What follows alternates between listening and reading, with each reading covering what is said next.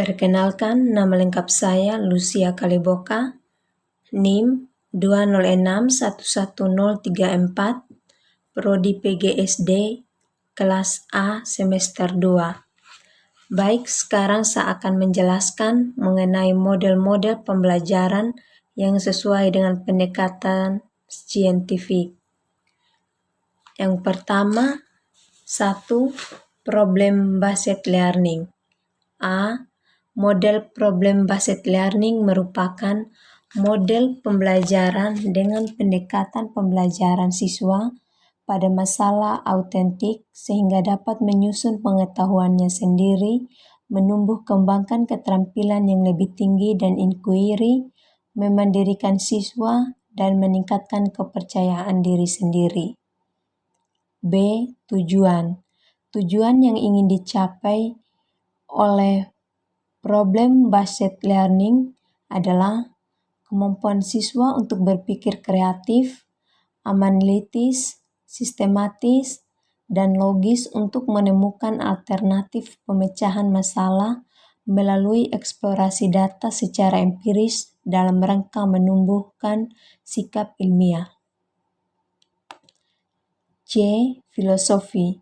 Filosofi belajar konstruktivisme menekankan bahwa belajar tidak hanya sekedar menghafal, tetapi merekonstruksikan atau membangun pengetahuan dan keterampilan baru lewat fakta-fakta atau proposi yang mereka alami dalam kehidupannya. D. Prinsip-prinsip PBL. 1. Keterpusatan. 2. Berfokus pada pertanyaan atau masalah. 3. Investigasi konstruktif atau desain. 4. Otonomi. 5. Realisme. E. Karakteristik PBL. 1. Belajar membuat keputusan dan membuat kerangka kerja. 2. Terdapat masalah yang pemecahannya tidak ditentukan sebelumnya. 3. Pelajar merancang proses untuk mencapai hasil. 4. Pelajar bertanggung jawab untuk mendapatkan dan mengolah informasi yang dikumpulkan. 5. Melakukan evaluasi secara kontinu. 6. Pelajar secara teratur melihat kembali apa yang mereka kerjakan. 7. Hasil akhir berupa produk dan dievaluasi kualitasnya. 8. Kelas memiliki atmosfer yang memberi toleransi kesalahan dan perubahan. 2. Kooperatif learning. Pembelajaran kooperatif atau cooperative learning adalah suatu metode pembelajaran atau strategi dalam belajar dan mengajar yang menekankan pada sikap atau perilaku bersama dalam bekerja. Dengan kata lain, pembelajaran dilakukan dengan membuat sejumlah kelompok dengan jumlah peserta didik 2-5 anak yang bertujuan untuk saling memotivasi antar anggotanya untuk saling membantu agar tujuan dapat tercapai secara maksimal. B. Ciri-ciri model pembelajaran kooperatif. 1. Belajar bersama dengan teman. 2. Selama proses belajar terjadi tatap muka antar teman. 3. Saling mendengarkan pendapat di antara anggota kelompok. 4. Belajar dari teman sendiri dalam kelompok. 5. Belajar dalam kelompok kecil. 6. Produktif berbicara atau saling mengemukakan pendapat. 7.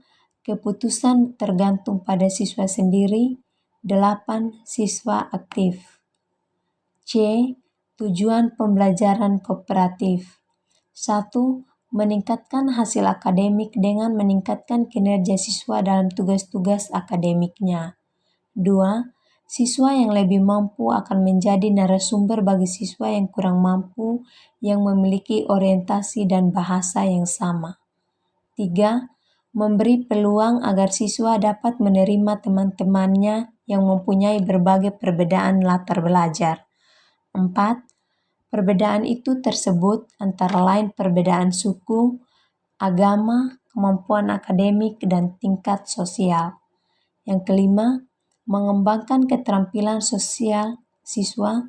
Keterampilan sosial siswa yang dimaksud antara lain berbagi tugas, aktif bertanya, mengemukakan pendapat, dan lain sebagainya. D.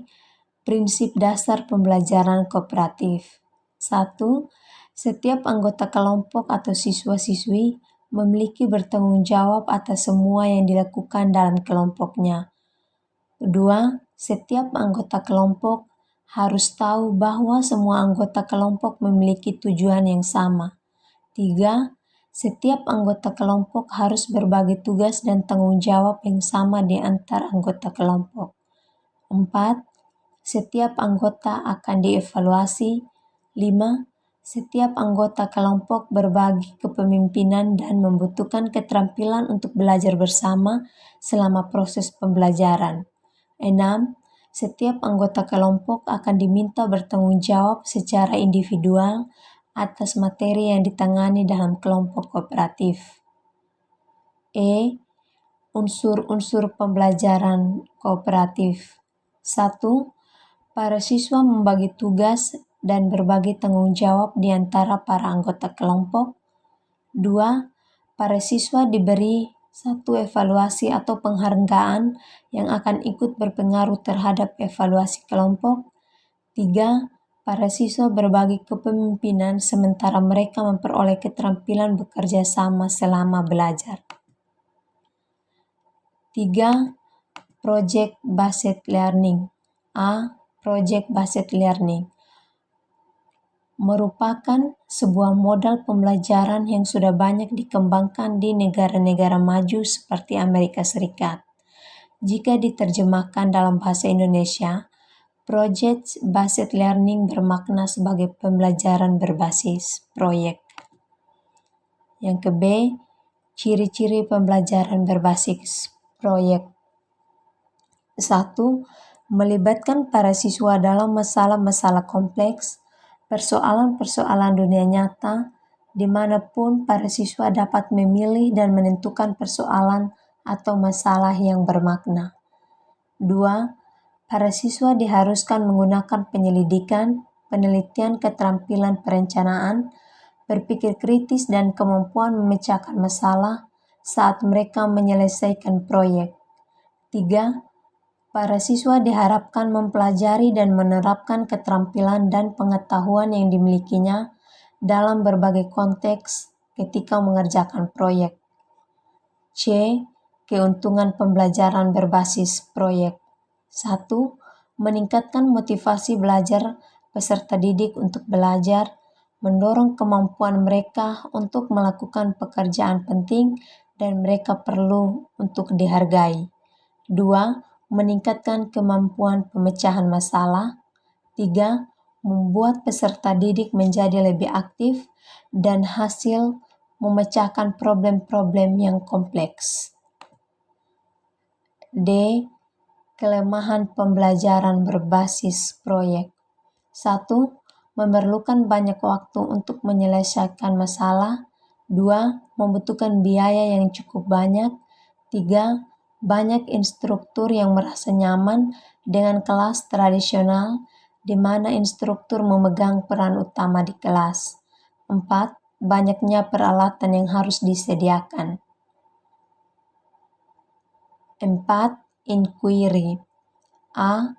Pembelajaran inquiry merupakan kegiatan pembelajaran yang melibatkan secara maksimal seluruh kemampuan siswa untuk mencari dan menyelidiki sesuatu atau benda, manusia, dan peristiwa secara sistematis, kritis, logis, analitis, sehingga mereka dapat merumuskan sendiri penemuannya dengan penuh percaya diri.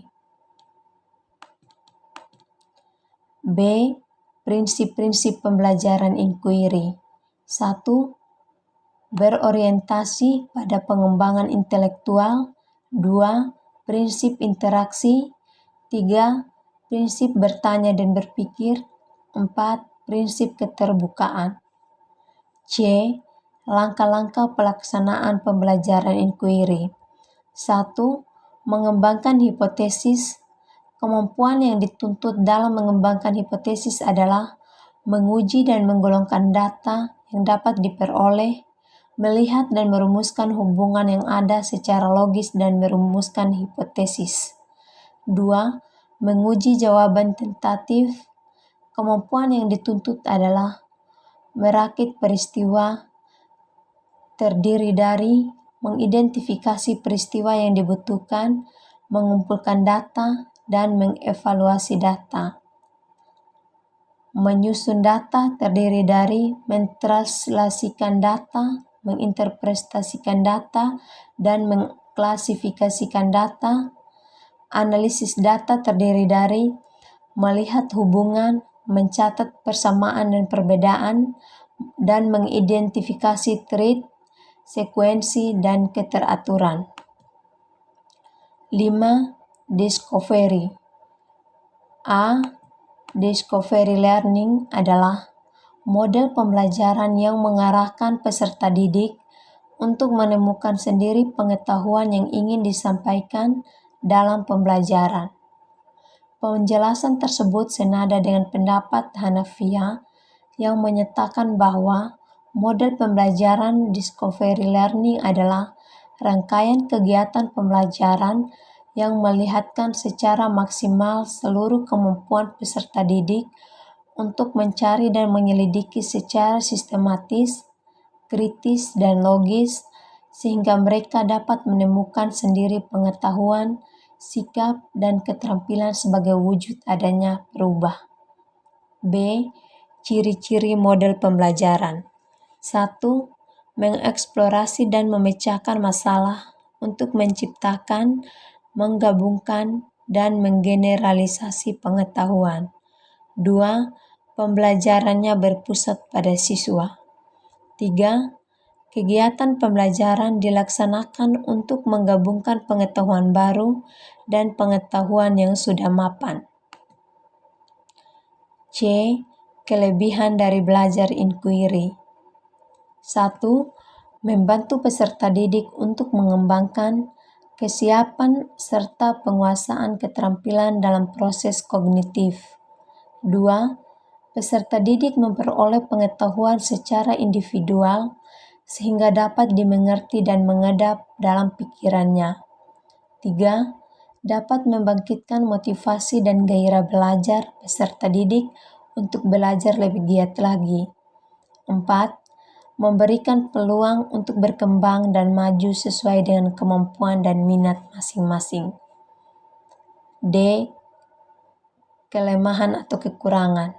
1. Siswa harus memiliki kesiapan dan kematangan mental. Siswa harus berani dan berkeinginan untuk mengetahui keadaan sekitarnya dengan baik. Terkadang terhitung saat sulit untuk mewujudkannya. 2. Dalam keadaan di kelas atau yang memiliki jumlah siswa terlalu banyak, maka metode ini tidak akan mencapai hasil yang memuaskan. Guru akan sulit untuk benar-benar memperhatikan proses pembelajaran setiap murid. Terima kasih, sekian penjelasan dari saya tentang model-model pembelajaran yang sesuai dengan pendekatan saintifik.